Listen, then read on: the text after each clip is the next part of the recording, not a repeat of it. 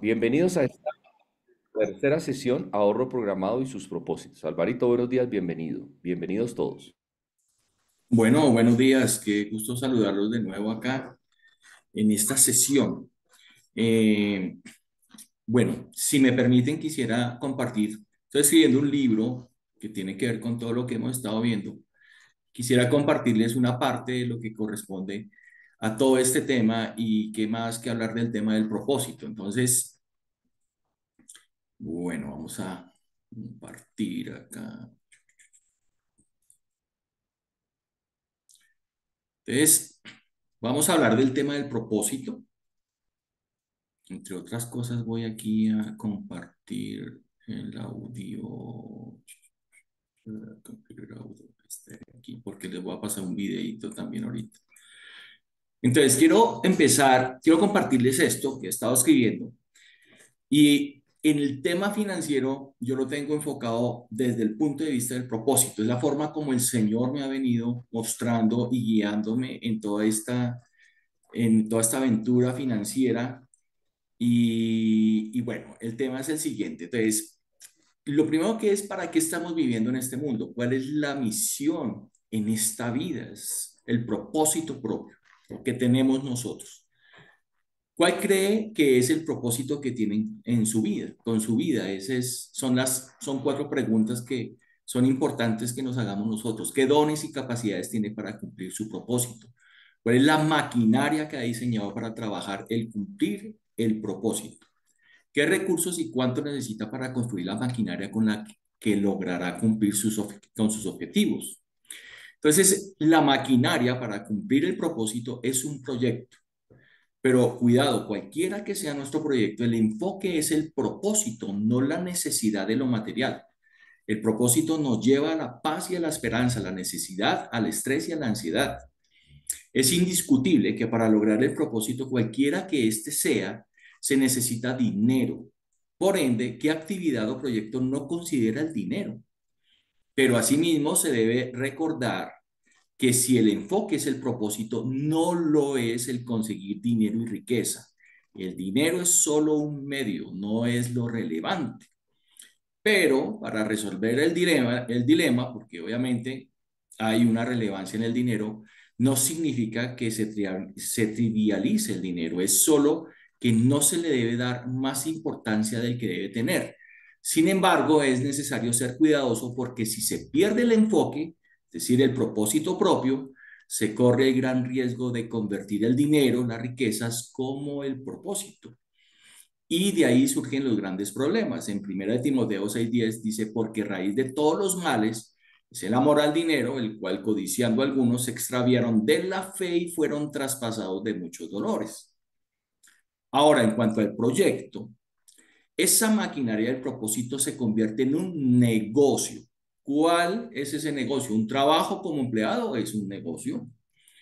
Un emprendimiento, una empresa pequeña, mediana o grande, cualquiera que este sea, ese negocio, todos tienen lo mismo, una misión y una visión para cumplir el propósito. Y todo eso finalmente converge en finanzas, ingresos, gastos, inversiones, tal vez deuda. Entonces, recordando que si el enfoque es el propósito, ¿cómo administrar con sabiduría los recursos para lograrlo? A esto lo llamamos mayordomía.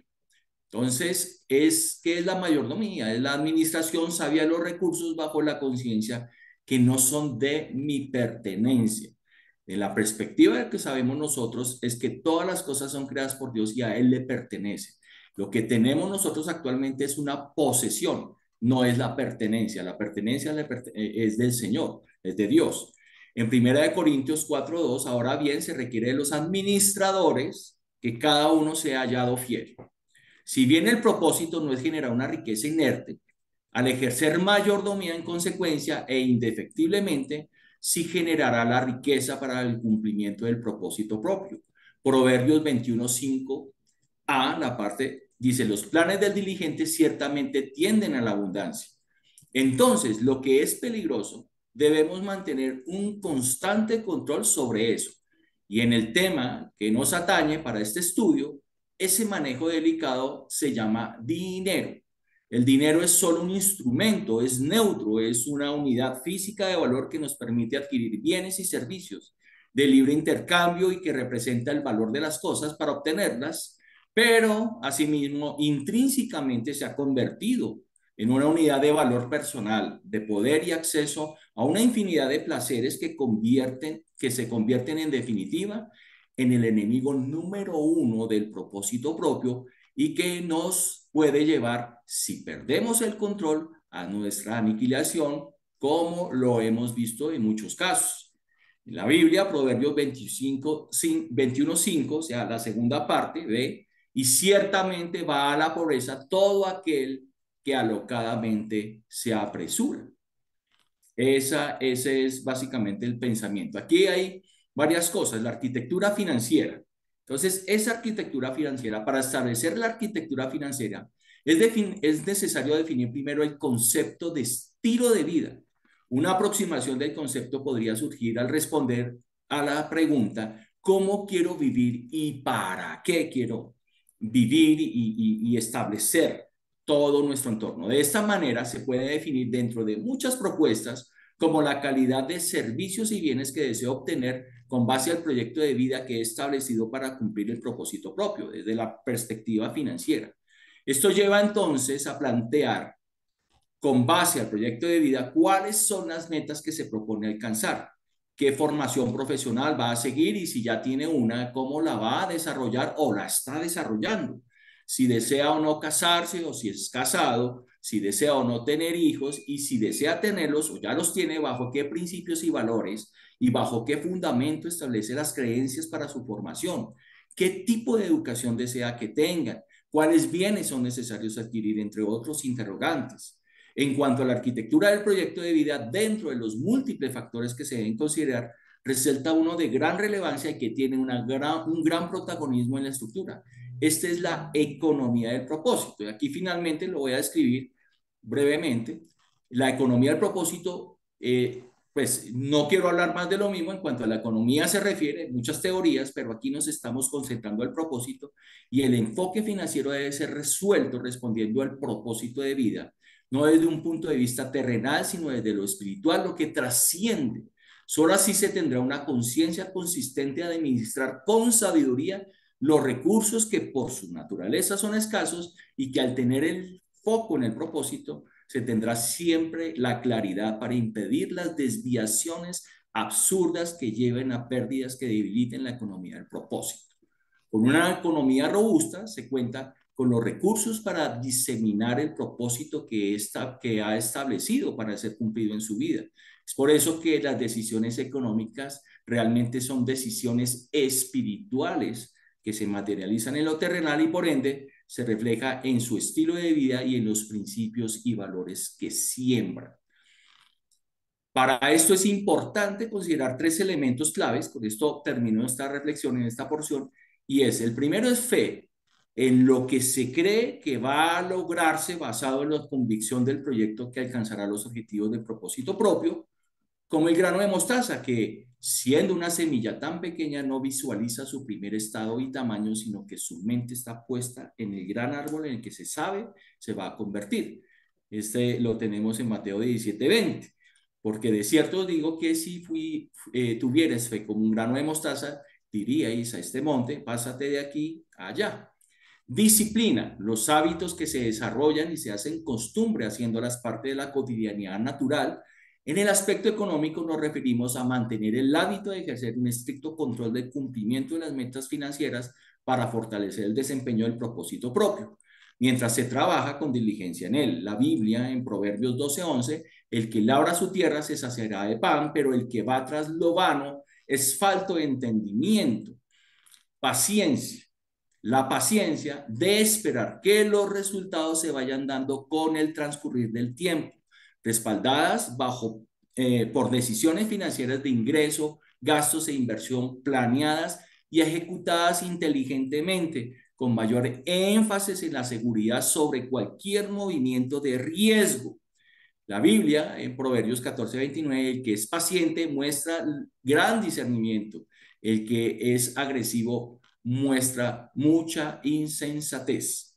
Entonces, Una vez establecido el propósito propio con todos sus elementos, la pregunta que surge es, ¿cómo construyo una estructura económica que sustente la torre que necesito edificar para alcanzar las metas establecidas para lograr el propósito propio? Lucas 14:18, porque ¿quién de ustedes, deseando edificar una torre, no se sienta primero y calcula el costo para ver si tiene lo suficiente para terminarla? A partir de este interrogante, nos sumergiremos en la gran aventura de aterrizar lo trascendente a los números, de convertir el dinero en el excelente siervo para alcanzar las metas que nos conduzcan al logro de gran objetivo. Entonces, para mí era muy importante y quería compartirles esto que he estado escribiendo porque este propósito propio es lo que nos define cuál es el derrotero y la meta financiera que yo debo tener. Lo que les decía, y lo que hablaba inicialmente es que cuando tenemos esa claridad, hace que todas nuestras decisiones financieras que tienen propósito no tengan desviaciones en gastarlos más allá de lo que no podemos gastarnos y sobre todo en cosas que no nos van a edificar o que no van a construir ese propósito. Entonces, en ese orden de ideas, quiero presentarles, entonces, quiero que veamos un, un vamos a ver varias inversiones y digamos, varios escenarios con los cuales nosotros podríamos, o ejemplos con los cuales podríamos mirar los diferentes propósitos o formas como podemos nosotros ahorrar. Entonces, veamos primero un videito que quiero mostrarles. Ahora vamos a ver el ahorro programado. Vamos a hacer una prueba para ver cómo se implementa considerando un monto objetivo, rentabilidad promedio y un tiempo estimado.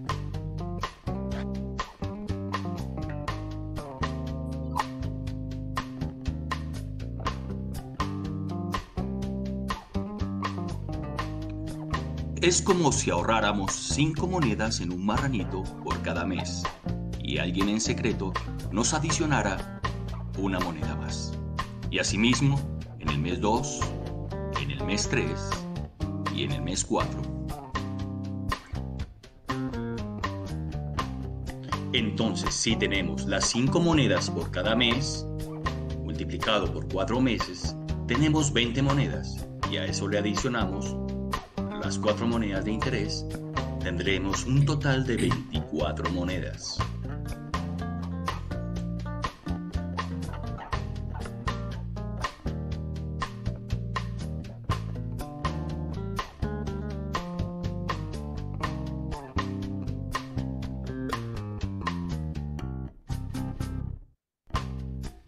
Pero ¿cómo se calcula el ahorro programado para obtener un valor futuro deseado?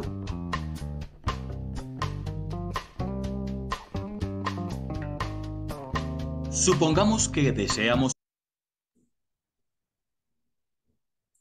tener 4.500.000 pesos dentro de 6 meses, en una inversión que nos paga en promedio 4.5% efectivo anual. ¿Cuál será el valor del ahorro programado mensual?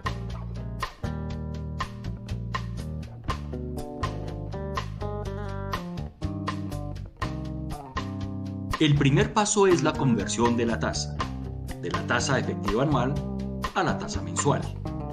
La tasa mes vencido, aplicando la fórmula, da como resultado el 0,003675 mes vencido.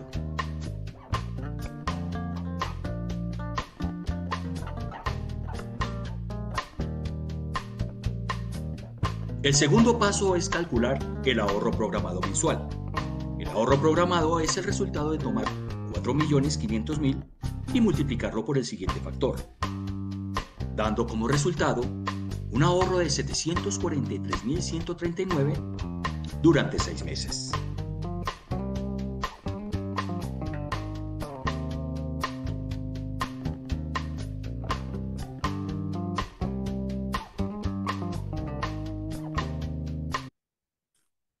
Muy bien, ahí está ese video didáctico que nos explica cómo calculamos ese ahorro programado. Entonces, vamos a mirar esto. Entonces, el ahorro en la inversión. ¿Qué es el ahorro? El ahorro se define como una reserva de dinero con el fin de procurarse una seguridad económica futura, atender emergencias monetarias o para para financiar proyectos, ahí se me fue, escribí, bueno, proyectos futuros sin requerir endeudamiento con terceros, o al menos reducir la utilización de este, que era el que hablábamos nosotros respecto a los créditos hipotecarios. A veces es mejor estar uno un buen tiempo en arriendo y más bien estar ahorrando de tal manera que podamos tener por lo menos una cuota inicial que pueda llegar por encima de ese 30% que es la cuota inicial más bajita, mínima, y más bien ahorrar y lograr un mayor cuota inicial en el caso de un crédito hipotecario. Entonces, los instrumentos de ahorro, entonces, las cuentas bancarias, muchos utilizan la cuenta bancaria para ahorrar. Esa es la peor opción de todas. Prefiero tenerla en el marrano. No, mentiras. Las cuentas bancarias, digamos, no ganan ningún interés. La cuenta de ahorros gana el 0.05 efectivo anual. Eso no es absolutamente nada. Tenemos el segundo, que son los títulos de ahorro, que son los CDTs, títulos de capitalización, entre otros. Estos títulos, estos CDTs, que es el más conocido, es muy bueno, pero tiene un propósito distinto, que ya ahorita los vamos a mirar. Y tenemos los fondos de inversión. Los FIC, fondos de inversión colectiva, son productos de ahorro programado, entre otros. Este es un fondo que es muy interesante. Lo tienen las instituciones financieras, bancos, y también los tienen fiduciarias. Todas vigiladas por la Superintendencia Financiera. Son productos muy buenos, son excelentes.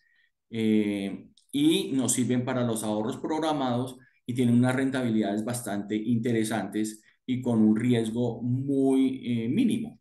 Básicamente, estos fondos de inversión es en donde yo recomiendo hacer los ahorros programados. El CDT también es muy bueno, pero la diferencia con el CDT es que normalmente uno pone un CDT, digamos, 5 millones de pesos, 3 millones de pesos, 10 millones de pesos, 20 millones de pesos a un tiempo determinado, que va a ganar una rentabilidad y son bastante buenos. Ahorita las tasas están muy atractivas, por lo menos están por encima del IPC, que es la inflación, donde vale la pena uno tomar estos títulos, pero no sirven para el ahorro programado. ¿En qué sentido? En que si yo voy a establecer, y ahorita vamos a ver unos ejemplos, si voy a establecer un ahorro constante de 200,000 pesos mensuales, por poner un ejemplo, para lograr una meta específica, pues yo no voy a abrir CDTs de 200,000 pesos todos los meses, ¿correcto? Entonces ahí viene, los fondos de inversión sí sirven mucho para eso. Hay otros ahorros que son los ahorros indirectos, que son los seguros. Un seguro es un ahorro indirecto, ¿sí? Los seguros de vida, hasta el mismo seguro del carro, contra todo riesgo, son seguros porque pues Dios no lo permita, pero sí. Yo digo que los seguros son de los que uno dice, ojalá nunca los tuviera que utilizar porque pues ante una calamidad, pues uno prefiere no tener la calamidad, pero si evidentemente se presenta, pues tenemos un seguro que nos va a respaldar. Eh, y ahorros en efectivo, alcancías, debajo del colchón, entre otros. Yo lo coloco en el sentido y digamos que yo prefiero esta opción que tenemos acá de los fondos de inversión más que las alcancías. No digo que no valgan, por supuesto que valen. Lo que pasa es que el dinero que yo meto ahí, pues eso no tiene ninguna ganancia. Yo tuve hablando de seguros, yo tuve un impasse hace unos años. Entraron los ladrones a mi apartamento y me robaron, gracias a Dios no me robaron mucho, pero una de las cosas que se robaron fue la alcancía. Como curioso del cuento era que me dejaron la alcancía y se llevaron las monedas. Lo tenía como en una caja, como diciendo, llene de nuevo con monedas la cajita y después venimos. Algo así por el estilo. Entonces, algo muy importante es que siempre use el sistema financiero. Entidades vigiladas por la Superintendencia Financiera, siempre. Entidades vigiladas por la Superintendencia Financiera. Digamos, hay muchas inversiones que hay que tener mucho cuidado. Ayer hablábamos con Waltercito de algunas que tal vez en algún momento, mm, me metí, y eso que siendo financiero, pero no fueron digamos, tuve una pérdida sobre eso. Sin embargo, sí tuve digamos, la conciencia de no invertir lo suficiente, no invertir todo mi capital, porque eso muchas veces pasa en las inversiones cuando hay unas rentabilidades muy altas, son rentabilidades de alto riesgo. Y muchas veces lo que ocurre es que se deja seducir por las grandes rentabilidades y en ese sentido empiezan a invertirse mucho más allá de lo que tenemos estimado invertir. Por eso yo les escribí a ustedes o les leí a ustedes en que la paciencia es supremamente importante, porque es tener la paciencia de que va creciendo, pero de una manera segura y darle prevalencia a la seguridad más que a aquellas operaciones de riesgo. Entonces, hay ciertas operaciones que uno puede, digamos, invertir, pero primero que todo hay que saber hacerlo, saber con quién hacerlo y determinarse un valor que uno pueda al hacerse una pregunta, esta es vital, es decir, ¿cuánto estoy dispuesto a perder? Si yo voy a invertir 3 millones de pesos, si llega a pasar algo, yo lo llamo maldita seas, si llega a pasar algún maldita sea, pues perdí 3 millones de pesos, pero no perdí 30 millones de pesos que yo tenía destinado para ahorro. Algo así esas son como las preguntas claves en ese sentido. Entonces, no sé si aquí hay alguna pregunta o alguna intervención de algo. Dos, ¿Alguna tres. pregunta hasta aquí, muchachos o niñas que están presentes? Porque aquí ya surgen preguntas que las pueden hacer al final o podemos esperar la explicación de lo que viene. Si no hay preguntas, entonces, pues adelante, Alvarito, y al final las hacemos. Ah, bueno, perfecto, listo, me parece bien. Entonces, este es un programa que yo diseñé para manejo de finanzas. Algún momento se los compartiré o se los mostraré, pero aquí vamos a ir al tema de los ahorros programados. Entonces, por ejemplo, aquí vamos a hablar de los CDTs.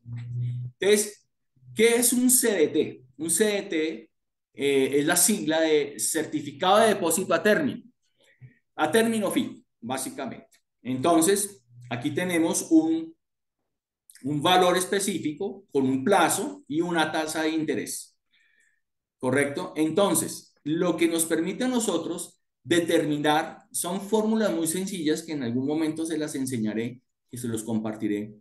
Y es cómo determinar nosotros un CDT. Por decir algo, quiero irme aquí a esto, voy a poner aquí varios ejemplos. Si yo tengo 10 millones de pesos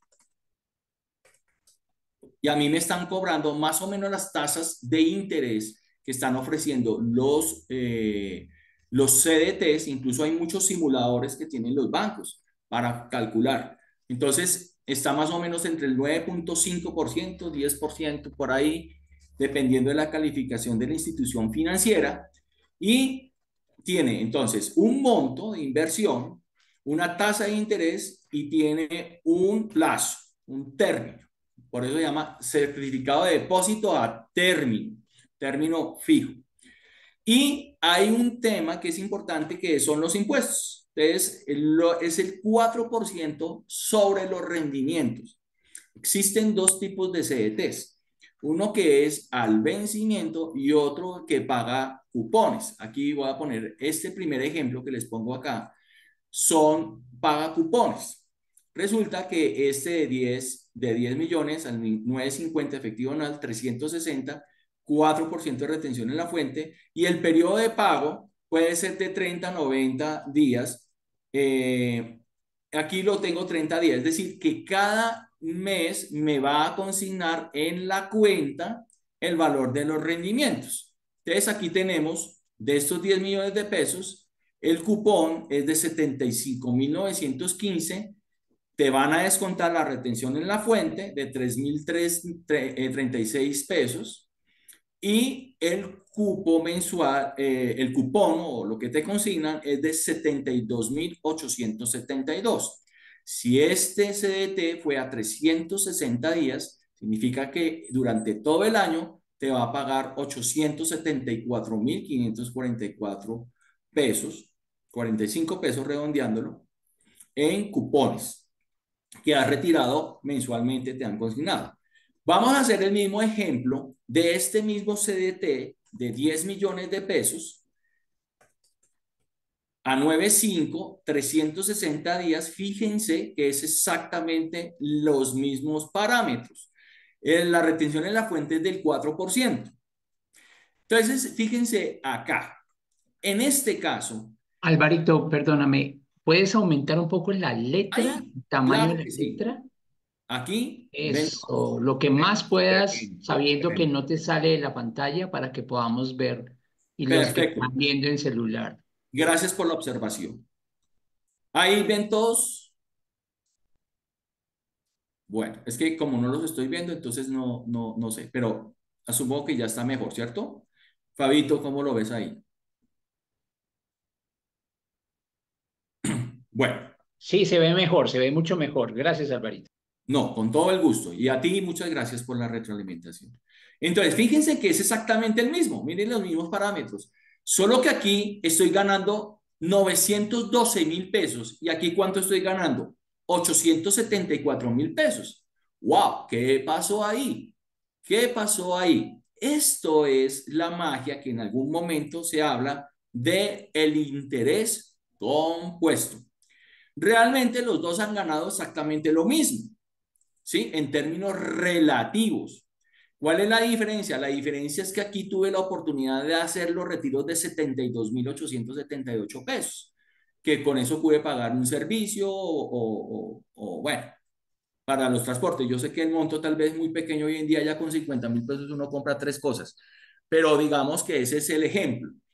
Pero aquí, obviamente, cada vez que yo retiro, y aquí más o menos es como una explicación un poco anticipada y muy anticipada, perdón, y muy fácil de comprender que el interés compuesto es porque si yo no hago los retiros de los rendimientos, o sea, de estos 72.000 pesos, entonces estos 72.000 pesos van a ser parte del capital, es decir, que para el siguiente mes yo me va a calcular a mi rendimiento no sobre 10 millones de pesos, sino sobre 10.072.878 y sobre eso me va a calcular los rendimientos. Ese es el interés compuesto. ¿Qué pasa con este interés simple? Y es que cuando yo retiro los 72.000 pesos, la base me vuelve a quedar en 10.000 pesos. Entonces vuelve a generar los rendimientos 72.878 y vuelvo y los retiro. Entonces, ¿sobre qué me va a calcular? Sobre los 10.000, sobre los 10 millones de pesos. ¿Por qué? Porque he estado retirando los rendimientos. Entonces, pues digamos, tal vez uno no lo ve aquí en 10 millones de pesos, pero si yo tuviera 100 millones de pesos, que a veces pasa, que alguien puede decir, no, yo retiré, no sé, el bono pensional que me dieron a mí y me dio, y retiré y me dieron 150 millones de pesos. Entonces, 150 millones de pesos, 1, 2, 3, aquí creo que ahí está. Entonces, estoy retirando durante un año, estoy retirando 1.093.180, que ya pues eso me sirve, por lo menos es algo en lo cual yo puedo estar pagando parte del arriendo, servicios al mercado, cosas así por el estilo. Entonces, fíjense cómo este CDT es muy importante, es un instrumento bastante valioso.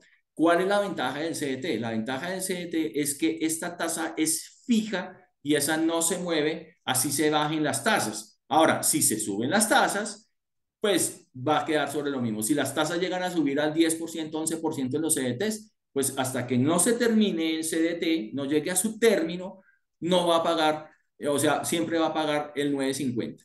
Esos cambios de tasa es lo que se llama volatilidad. Cuando hay cambios así de tasa diariamente o mensualmente, eso le llamamos nosotros volatilidad, esos cambios, digamos, en una tasa de cambio, en una tasa de interés, perdón.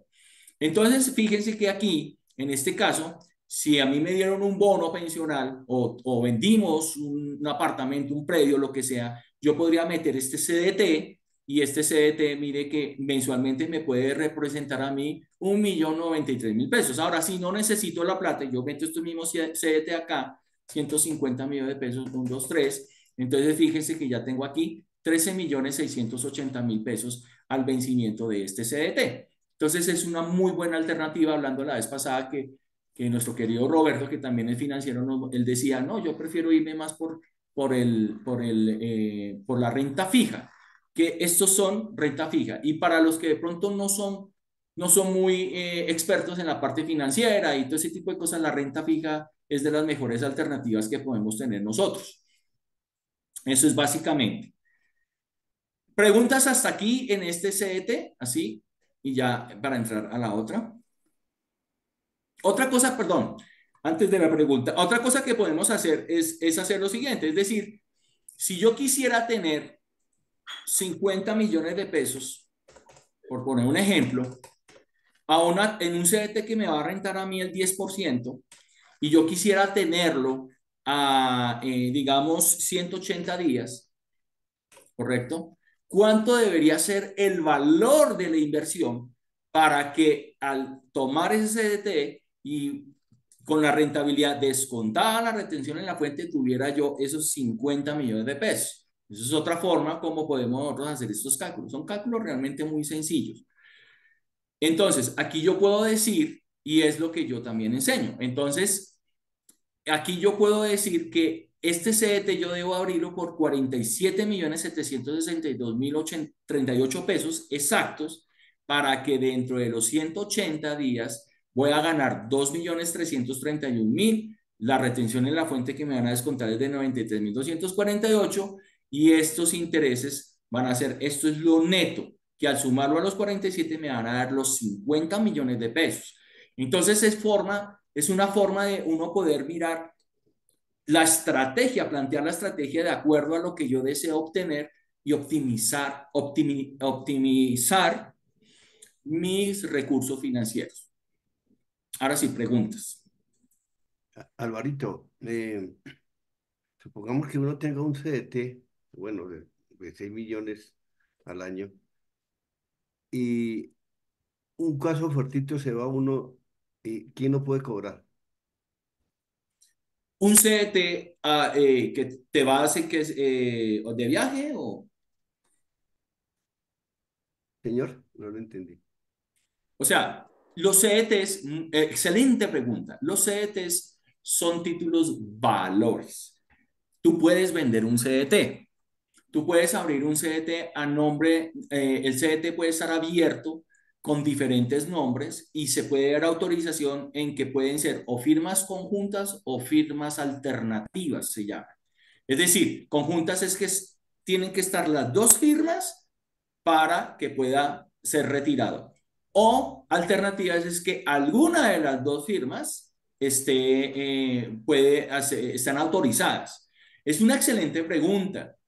Te la agradezco. ¿Por qué? Porque nosotros siempre tenemos que prever que los recursos que tenemos en ahorro y las inversiones que tenemos, en algún momento alguien debe tener una disponibilidad de eso o acceso a ese dinero, porque pues en algún momento algo nos puede llegar a pasar, ¿sí?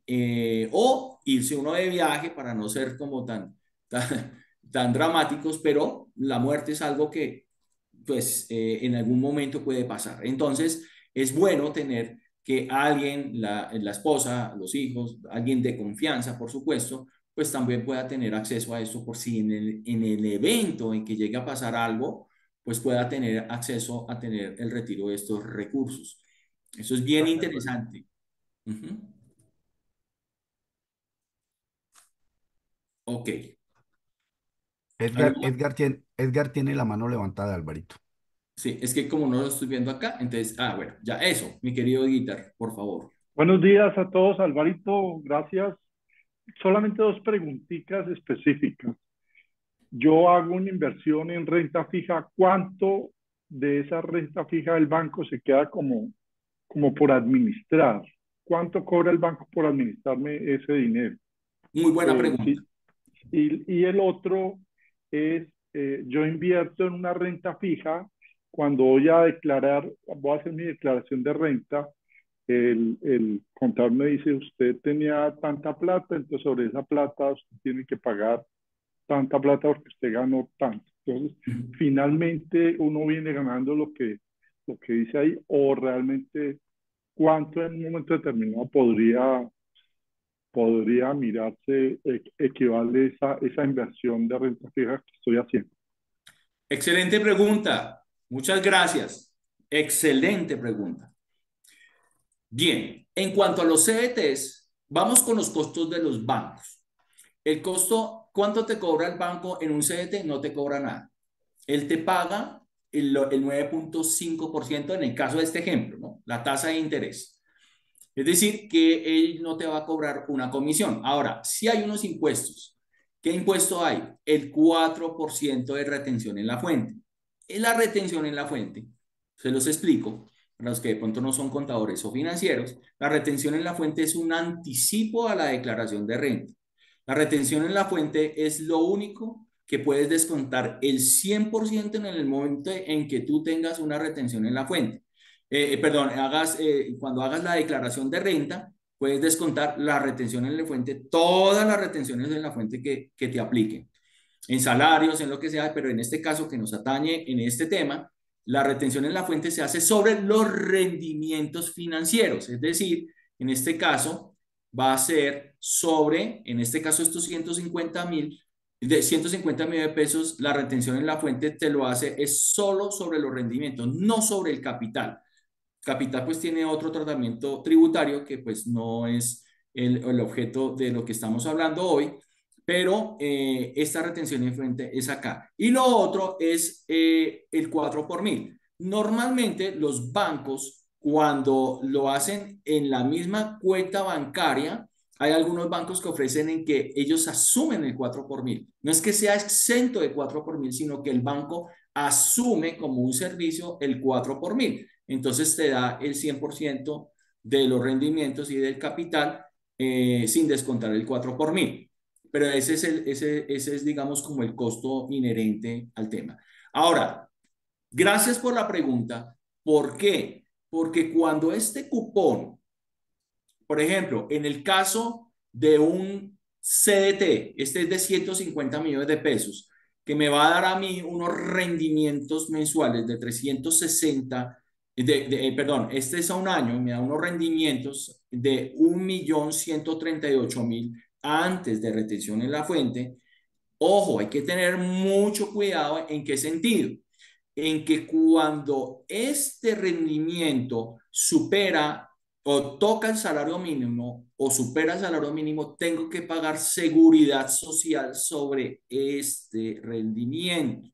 Es por decir algo, si yo tengo un CDT de 180 millones de pesos, el rendimiento que me está ofreciendo a mí es de 1.000.000 antes de la retención en la fuente. Entonces, antes de la retención en la fuente, fíjense, el salario mínimo en 2024 quedó en 1.300.000. Aquí yo ya tengo 1.366.476. Pues la UGPP, que es la DIAN de la Seguridad Social, me exige que yo pague seguridad social sobre esto. Hay que tener cuidado, pues cuidado con eso. No es que sea malo, lo que quiero decir es que hay que tenerlo presente. Ahora, pues no es que sea malo, porque si tú estás pagando, por ejemplo, pensión, pues esto te va a sumar a ti dentro del IBC, que es el ingreso base de cotización, y te va a sumar pues dinero también para la pensión. Entonces, tampoco es que sea mucho en este sentido, pero lo que quiero decir es que hay que tener cuidado con eso. Bueno, gracias porque esa pregunta es clave, es la Eh, parte tributaria. Álvaro, Álvaro, Sí, señor. si ya que tomaste ese punto, entonces, ¿qué pasa con una persona que está ahorrando esos millones en un CDT, pero supongamos que ya es pensionado y que ya le están cobrando seguridad social?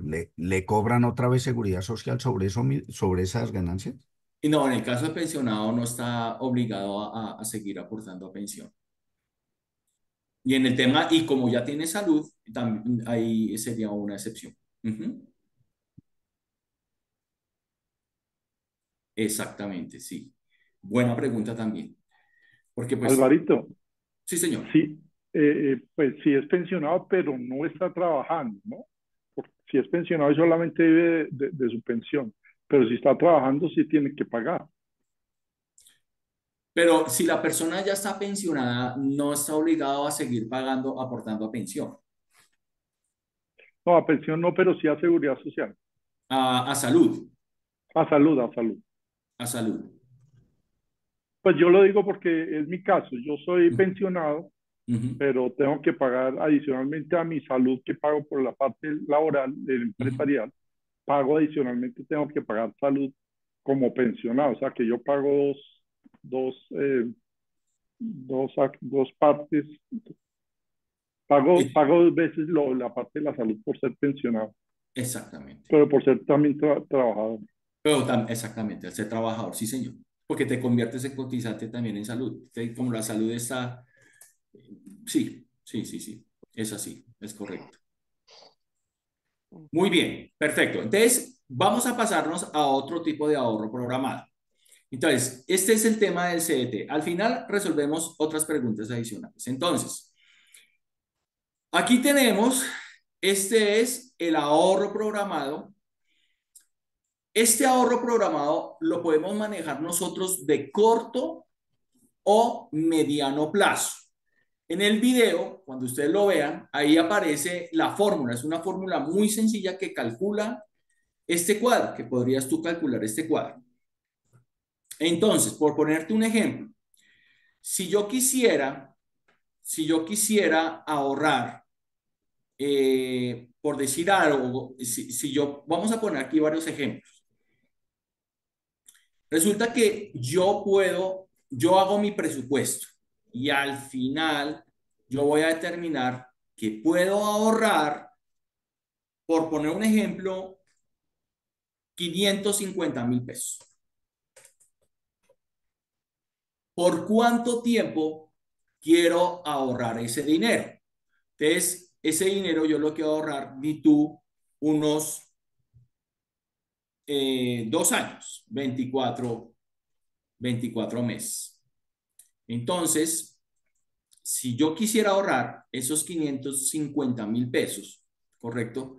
¿Cuánto dinero voy a lograr ahorrar durante todo ese tiempo?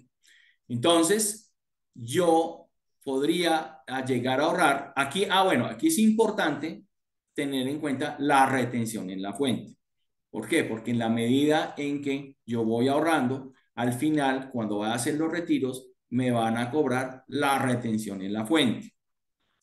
Esto, esto es supremamente eh, útil, es muy útil, porque aquí me permite tener una meta de ahorro para conseguir algo, o sea, digamos, quiero irme de viaje.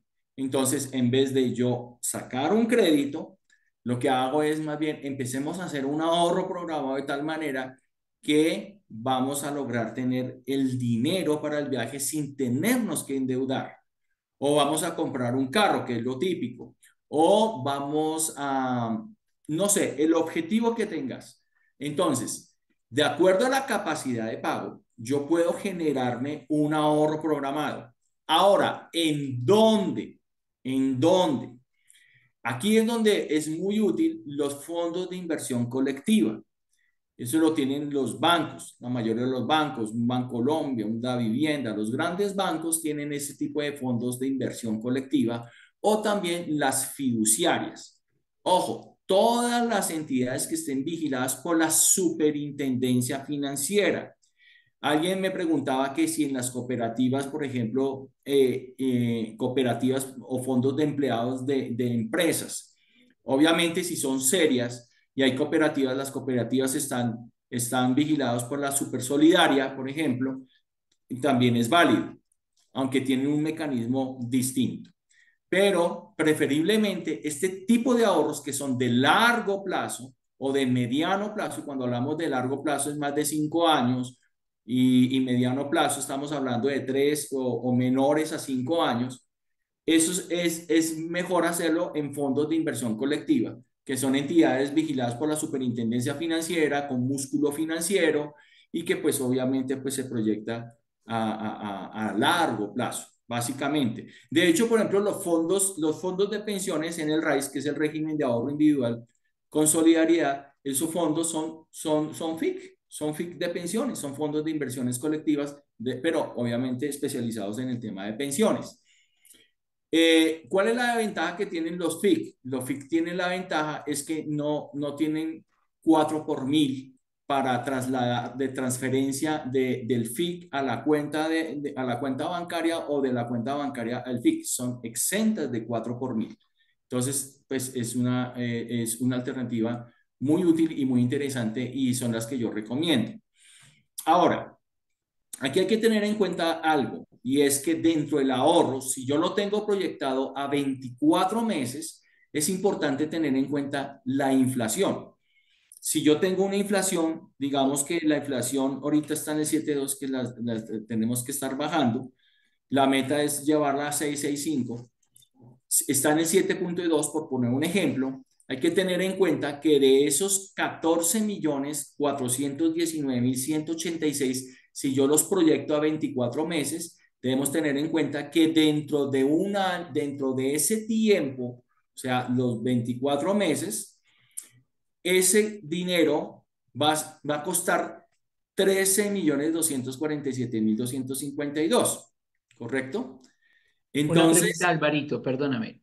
Cuando dijiste 14.419.000, ¿eso te salió de ahorrar 550.000 durante 2 años? ¿O de eso, dónde salió? eso es correcto. Salió de ahorrar esto. Muy bien, gracias por la pregunta. Entonces, ¿qué pasa? Mire, aquí vamos a ir con este ejemplo que tenemos acá. Voy a calcular acá, perdón, ahorro. Pero ahí estás calculando, bueno, ya lo pusiste Ya, 550. es que ya lo Ahora está actualicé. 534. Perdón, ya Listo. actualicé porque aquí yo le puse el valor de este IPC. ¿Por qué? Porque estos 550, ¿sí? Mire, aquí está. Voy a ponerles voy a ilustrárselos mejor. Fíjense que aquí el valor constante son 550.000. ¿Sí lo observan acá? 550.000 hasta el mes 24. Aquí dice mes 23. Wow, luego no eran 24. Sí, porque es que en el ahorro programado desde el mes 0 estoy dando la primera cuota.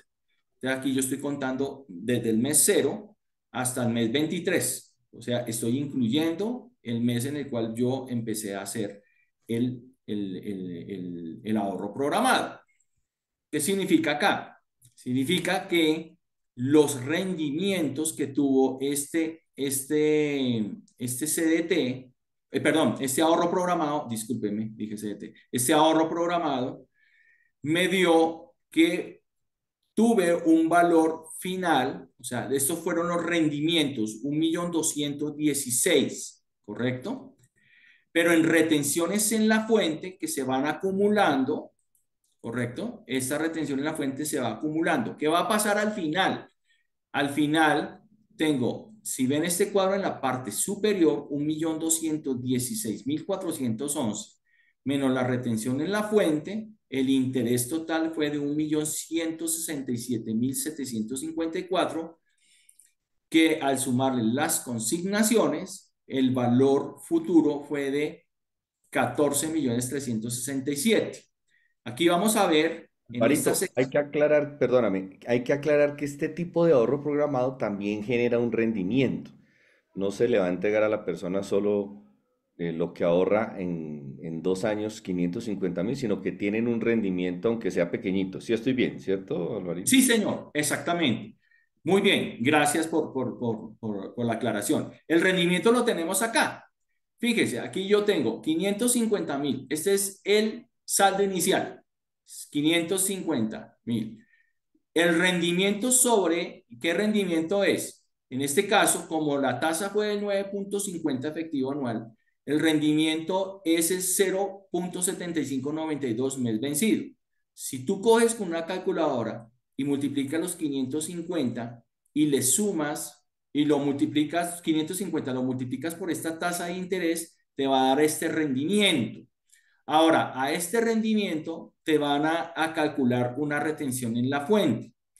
Esta retención en la fuente se le descuenta, entonces al final, bueno, y aquí hiciste 550.000, o sea, metiste otra vez tu cuota, te estás pagando otras 550. ¿Cuál va a ser el saldo, el saldo al final de este mes? Va a ser los 550 que tenías inicial, más los rendimientos que tenías acá de 4.175.000, menos la retención en la fuente, más los 500 que estás colocando de la cuota que corresponde al segundo mes o a este primer mes. Entonces, aquí ya tienes 1.104.000. ¿Qué pasa en el siguiente mes? Aquí te va a calcular rendimientos sobre lo que ganaste aquí. Entonces aquí viene el interés compuesto, por eso es muy importante, o aquí es donde cobra valor el principio del interés compuesto, porque él te va acumulando intereses sobre los intereses que ya has venido ganando. Entonces esta parte es supremamente importante. ¿Qué va a pasar acá? En el momento, aquí hay un cuadro de retiros, por poner un ejemplo. Si tú mantienes todo sin retirar un peso, aquí es muy importante, y esto se refiere cuando les leía parte del tema del propósito, cuando les estaba leyendo esa fracción del libro, aquí es importante la paciencia, pero también la disciplina. Es decir, que si yo me estoy estableciendo un ahorro programado, lo debo cumplir con los 550. ¿Qué pasa? Al final, si ustedes se dan cuenta, aquí están los 13.866.000 menos la retención en la fuente y pues con todo el complemento, o sea, todo lo que has venido aportando aquí, tú podrías retirar al final lo que tenemos, que era la meta nuestra, los 14.367.000. Ahora, ¿cuál es el riesgo que tienen los fondos de inversión? El riesgo que tiene el fondo de inversión es usted mismo. ¿Por qué? Porque si no es disciplinado y aquí usted dice, ya no voy a seguir ahorrando y más bien me retiro la plata y me compro un televisor y un equipo de sonido, entonces yo lo puedo retirar acá. ¿Sí? Yo puedo hacer, o bueno, no necesariamente, de pronto puedes tener una contingencia, no seamos como tan, puedes tener una contingencia y no, me tocó sacar del ahorro programado, pero mira, ya tenía ahorrado yo aquí, por ejemplo, en este mes, en el mes 8, 5 millones de pesos. Entonces, de todo este ahorro, menos la retención en la fuente, vas a poder retirar estos 5.096.780. Básicamente, ese es, digamos, como los planteamientos. Yo puedo tener otro planteamiento, yo puedo decir, yo quisiera tener, voy a quitar un momentito aquí lo de la retención, yo quisiera tener 100 millones de pesos en 5 años, poner un ejemplo. Si yo quisiera tener 100 millones de pesos en 5 años, yo necesito juiciosamente en una rentabilidad, en una inversión que me rente un promedio de 9.50% efectivo anual, yo debería estar ahorrando 1.334.716 para que al final de los 6 años, de los 5 años, o sea, los 60 meses, al final yo pueda retirar los 100 millones de pesos después de descontar la retención en la fuente. Entonces la retención en la fuente es muy importante calcularla porque en ese sentido sabe uno que va a retirar los 100 millones de pesos exactos. ¿Correcto? Ahora, quiero hacer una aclaración. Esto se hace en un fondo de inversión colectiva, un FIC, ¿sí? ¿Qué pasa? Las tasas de interés no te prometen una tasa de interés fija como pasa con los CDTs. El CDT te dice, te pagamos de 9.5 y te lo pagan hasta el final. Esa es la ventaja que tiene el CDT. Es libre de volatilidad, que era lo que les explicaba.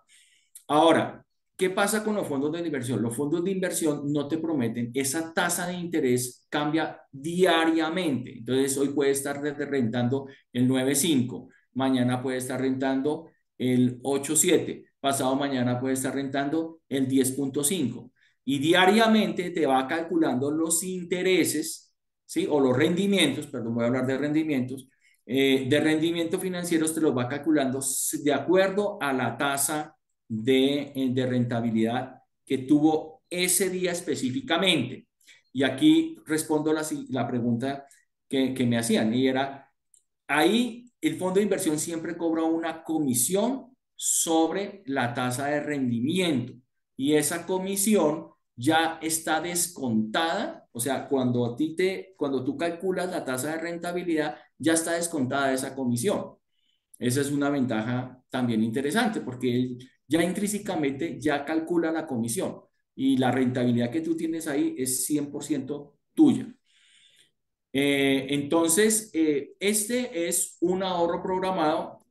Este yo lo utilizo más para mediano plazo, por ahí hasta 5 meses.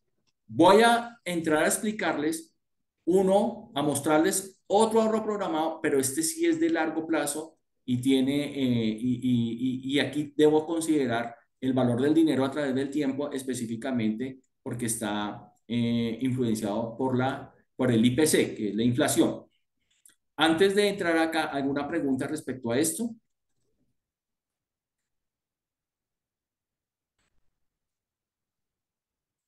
Perdóname, no Hay entendí. una, ok, sigue, sigue.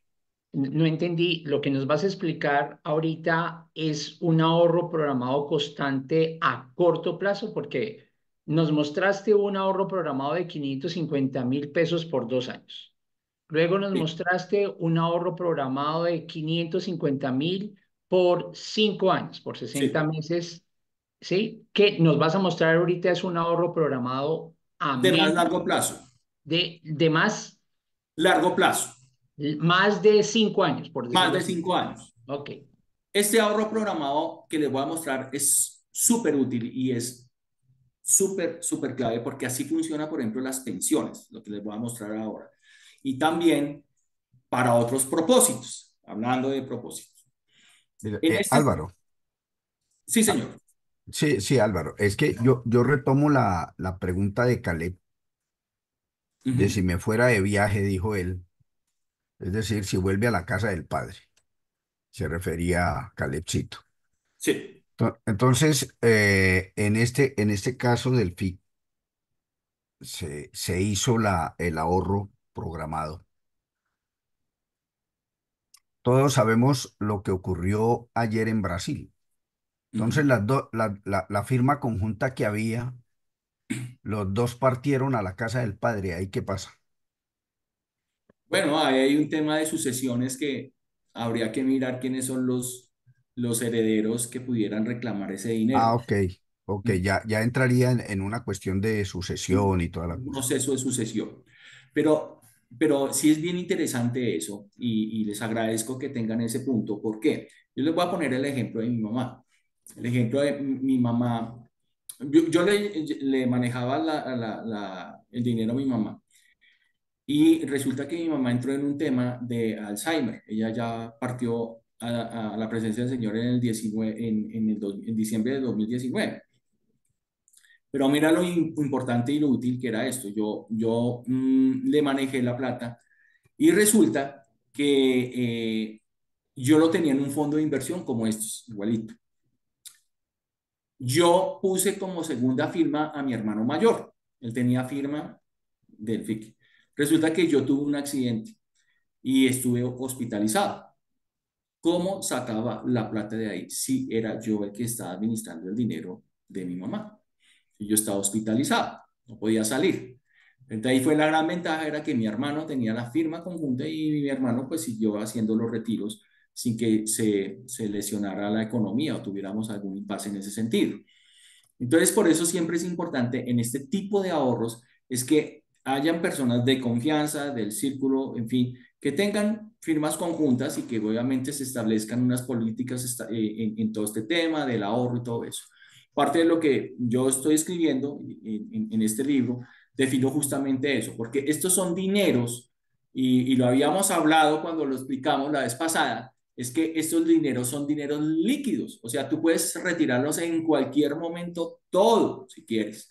Entonces, por eso tienes que establecer una política de utilización de esto, especialmente políticas en el caso de que haya algún tipo de contingencia o alguna cuestión, porque pues lo que les decía, aquí el riesgo pues eres tú mismo, porque si no le tienes disciplina y te retiras el dinero y pues no cumples la meta. Entonces, por eso aquí se tienen que establecer unas metas específicas para con base en eso yo establecer que mi ahorro programado es sagrado que yo estoy metiendo este dinero. Ahora, si ustedes se fijan acá, aquí el ahorro es constante, lo que hablábamos nosotros la vez pasada con la estrategia de crédito. Y esto es interesante en el sentido en que por allá en el 24, este 1.334.000, pues el esfuerzo financiero es menor porque respecto a la inflación, pues representa menos dinero, ¿correcto? Entonces uno podría también estar haciendo ajustes por inflación también de este ahorro para lograr la meta lo más rápido posible, ¿correcto? Y que el efecto de la inflación pues esté neutralizado. Ese es el ahorro que les voy a mostrar a continuación, ¿correcto? Entonces, espero haberme hecho entender con lo que les he venido explicando. A veces de pronto con tanto número puede verse como abrumador, pero digamos, es muy útil si uno utiliza, o sea, la fórmula que está ahí en el video, que lo van a compartir, calcula esto. Lo único que no está metido ahí en esa fórmula es la retención en la fuente, pero es fácil porque simplemente lo que haces tú es coger el valor del ahorro. Después les enseño a hacer una tabla, aquí por tiempo no se las he mostrado cómo se hace. Esto yo lo enseño en los seminarios y es muy sencillo, es que es muy sencillo de hacer y se puede programar perfectamente y cualquier persona sin ser financiera lo va a lograr hacer. Dos Alvarito, Lo que estoy preguntas. mostrando son los escenarios. Alvarito, Dos voy a preguntas. poner a finalizar la grabación en este momento.